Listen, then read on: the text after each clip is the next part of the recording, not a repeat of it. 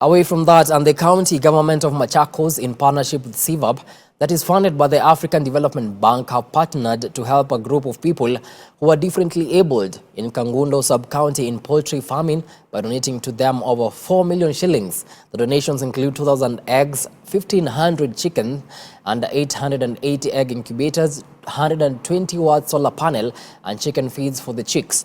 The county government has also welcomed other NGOs for partnership to promote the well-being of the people of Machakos County. Chakula mezani, pesa mfukoni. Now hii ndio chakula mezani, pesa mfukoni. Hii project sisi kama serikali ya county government ya Machakos tutaisimamia vizuri na timu yangu ya agriculture hapa. Tuhakikishe imeimarika. Ikimarika vizuri, these people will not be receiving less than 200,000 per month.